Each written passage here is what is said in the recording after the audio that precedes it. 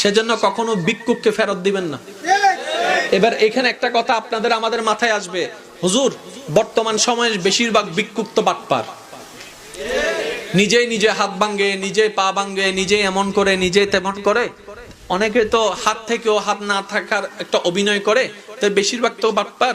আমরা কাকে দিব? আমি শুধু শ্রদ্ধার সাথে বলবো, বাটপারি যদি সে করে থাকে, সে জানে, তার রব জানে। সে যদি আপনাকে আমাকে মিথ্যা বলে থাকে, সে জানে, তার রব জানে। আমাদের সেদিকে দেখার দরকার নেই। পারলে সাহায্য করব, যদি না পারি অন্তত সুন্দর একটা ব্যবহার দিয়ে বিদায় দিব।